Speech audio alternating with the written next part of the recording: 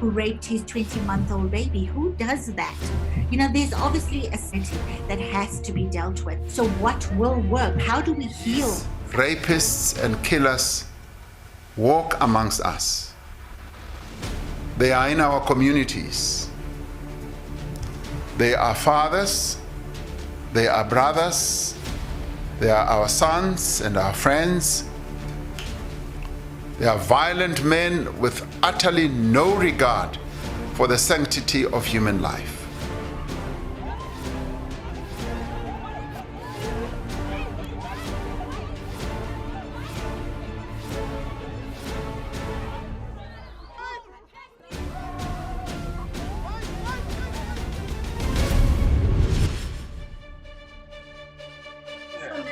Mr. Chababaloyi, for joining me on Candid Conversations to have an important conversation about what your organization and institution does in our country, which is the Commission for Gender Equality.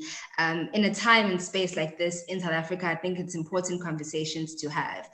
So I think I just want to start off by allowing you to introduce yourself, the work you do with the Commission for Gender Equality, and what your role is in ensuring that the institution flows and runs smoothly. Thank you very much, my dear. My name is Javo Baloyi. I am the spokesperson for the Commission for Gender Equality. We are a Chapter 9 institution born out of the Constitution of the Republic of South Africa and the CG Act number 39 of 1996 as amended. I coordinate issues of communication both internally and externally. However, we have got the head of communication, Mr. Mofiti Teleki.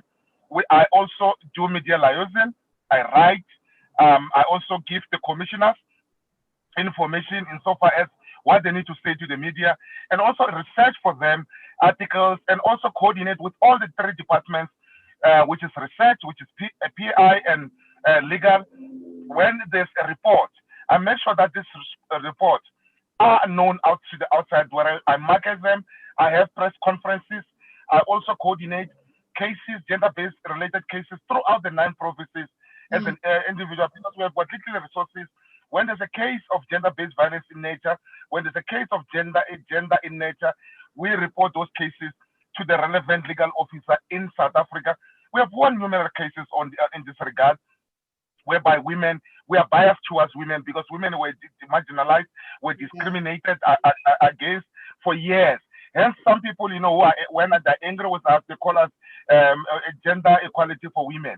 And that's not the case because, remember, women, even in the workplace, wherever they are always marginalized, they're always discriminated.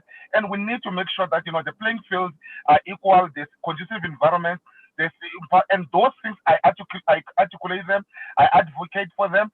I also represent the institution in various platforms. I present, I do everything else within the organization. That's what my role entails.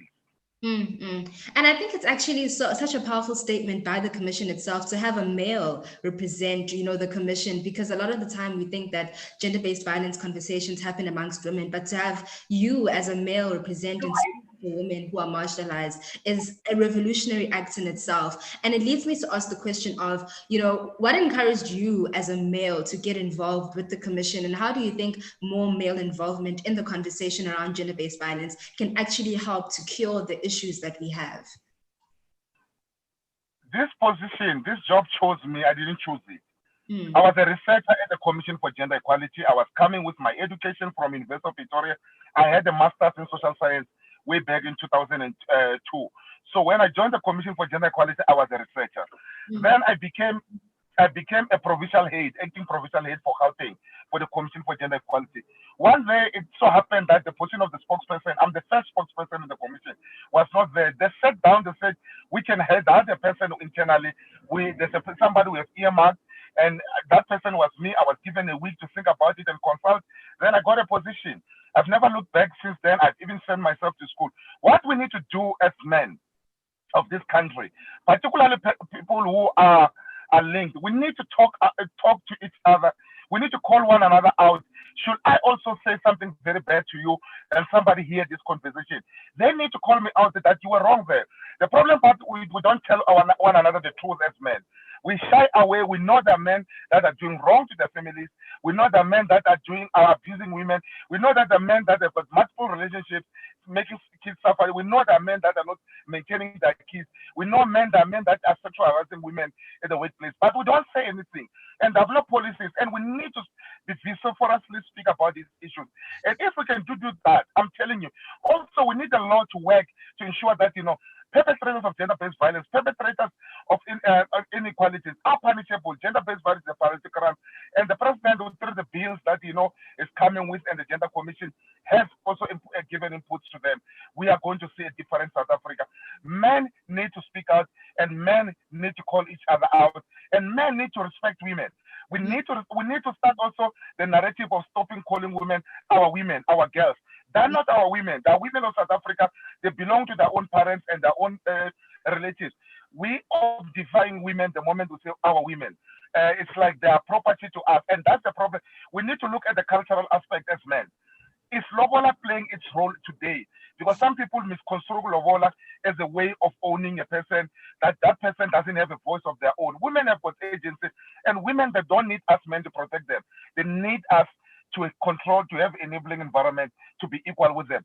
That's where the society can be balanced. Because at times, we think that, this woman is powerless, women are more mature, are more clever, are more intelligent than us men.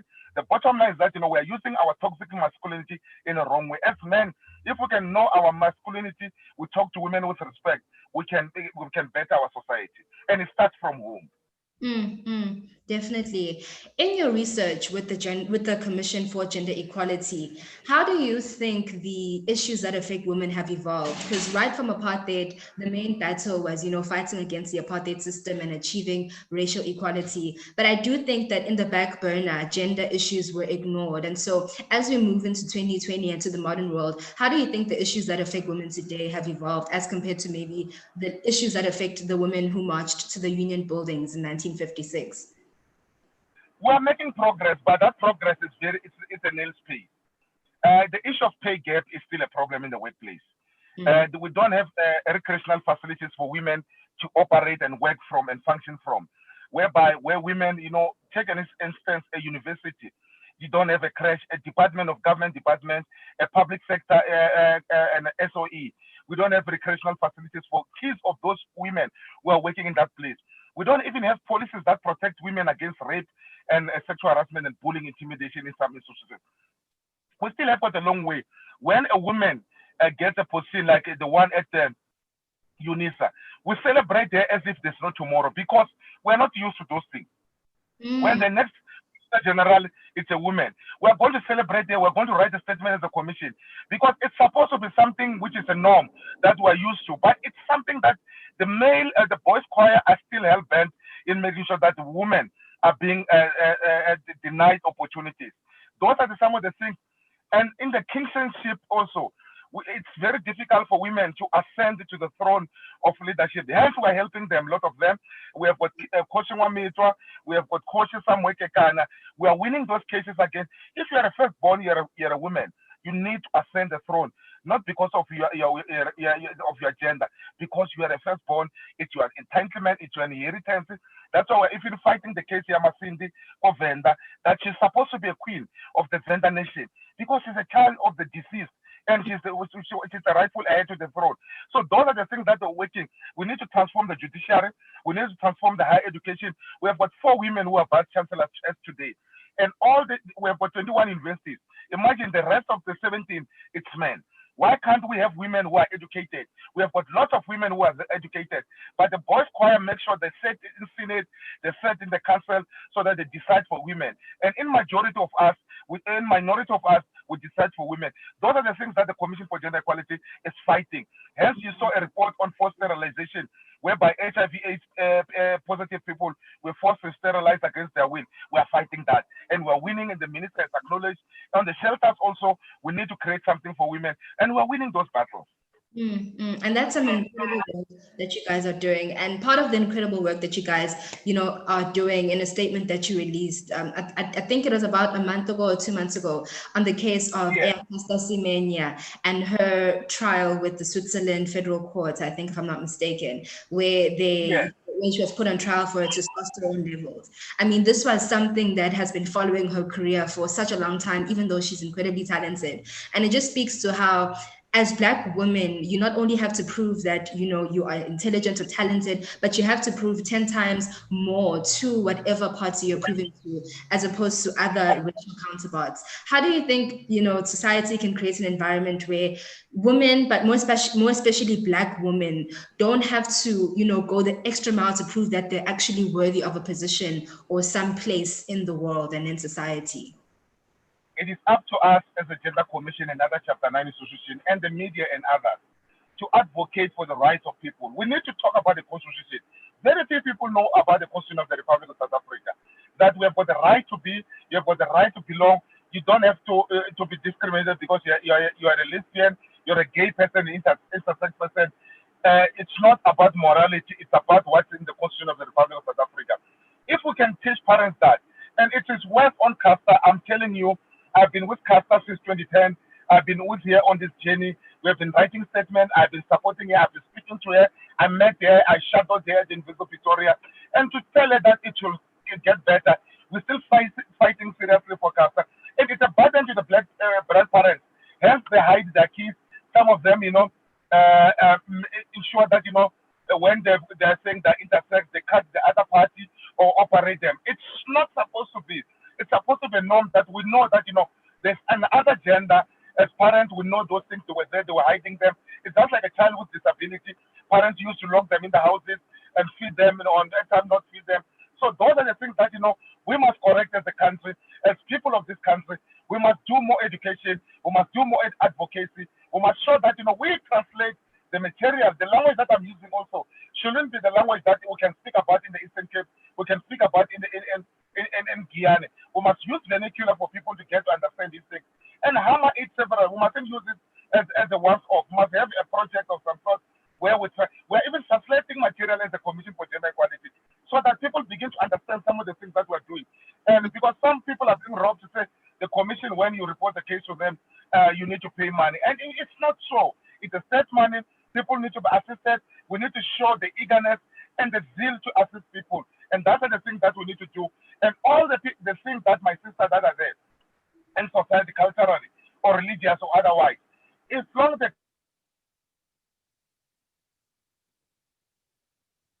Chavo, are you still there? Hello?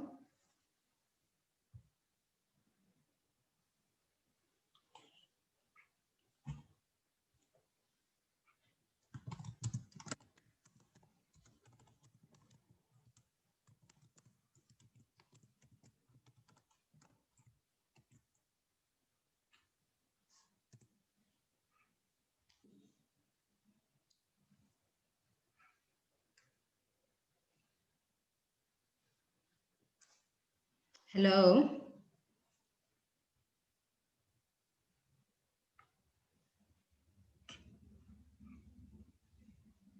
Okay, I think I'm going to end with...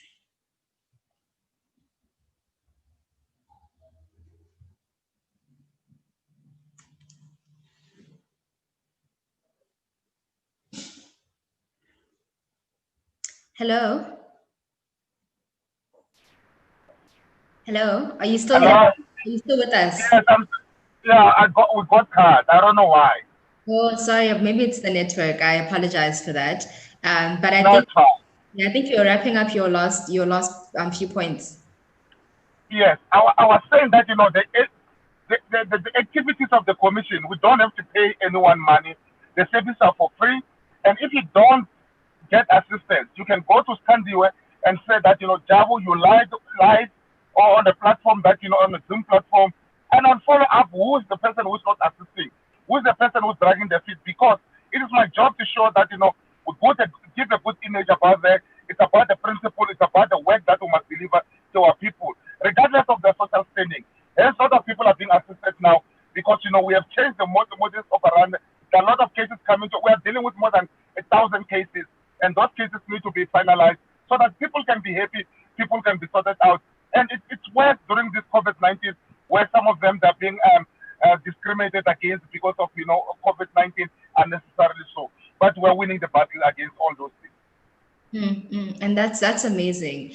Sarah Maposa, our president, recently released a I think about a few weeks ago, and he spoke about his renewed commitment to gender-based violence and expending resources to organizations that work in the GBV space, including the 1.6 billion rand emergency fund for gender-based violence. And a lot of the times we have these conversations about policies being made to ensure that all these issues are being dealt with, but when it comes to implementation on the ground, sometimes we don't know but how that happens. So what more do you think needs to be done on the part of all stakeholders in society to ensure that all of these policies that we're implementing for women and children are actually done, and we can see quantifiable and tangible results in the lives of a woman who was previously abused by her husband? Stanley, we have got a sickness in South Africa, and the sickness that has affected all of us, it's implementation, the word implementation. We have got these wonderful policies, we have got a progressive position, but the people who are supposed to implement are not implementing. Hence, the commission, based on its mandate, is going to be sitting in the in the council as an observer and ensuring that there's implementation. We need to make sure that we hold people accountable. People, misuse money, and there's no recourse. There's no consequence management. We wait for long, and then we'll call for commissions later on. But we can see things are going haywire. People are complaining, but we keep quiet. We need a system whereby people are going to be appointed based on their expertise and skills and knowledge of something. A lot of people are being appointed, they don't know anything. It's who you know at times. It's because people based past experience, which count for nothing. You are being moved from this portfolio to another portfolio, even when you have continued to do wrong things. What we need to do, South Africans, we need to call for action. When we call for action, we need to hold those in power accountable and speak truth to power.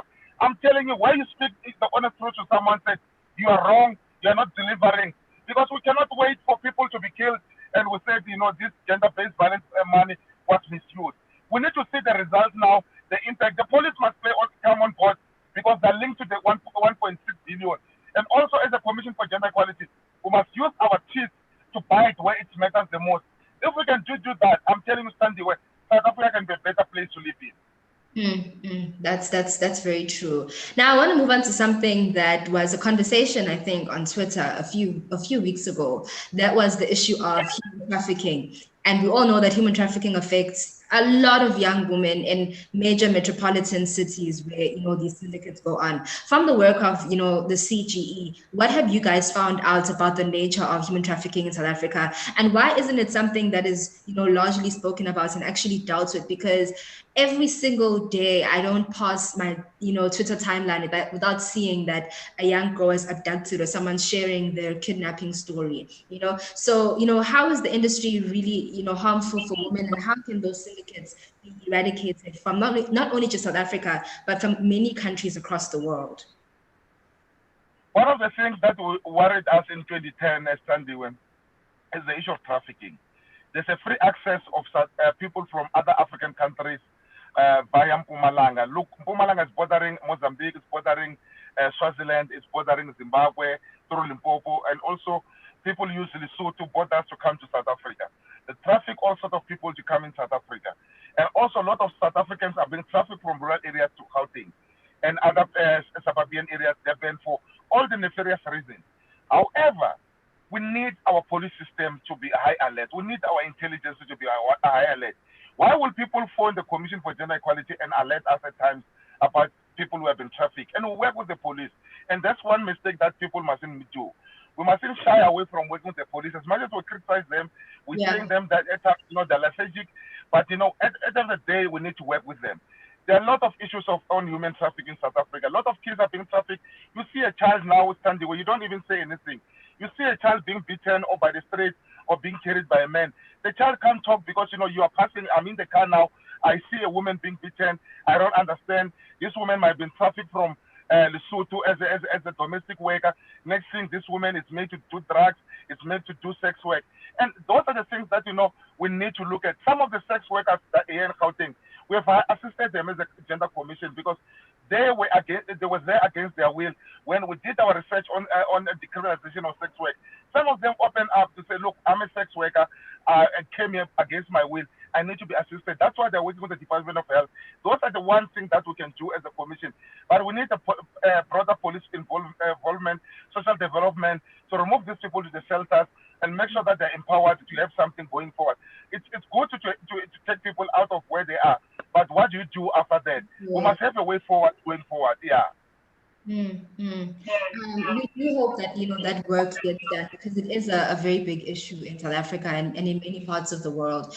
But I think to end off the interview, what would you say to a man who has been living in a space of toxic masculinity and they realize that they're wrong but they don't know what to do? What words of not even encouragement but just words to wake up South African men to the monster that is gender-based violence? To us men, including myself, we were brought up in a patriarchal society. We're brought up in a society where we're made to believe everything ends with us. It can't be. And at times, we're told not to cry, we're not to show emotions and feelings. It is about time that we change for the boy child. At times, we get upset because of no reason whatsoever. At times, we compete with our own partners, our own kids and others who get like bullies inside the house.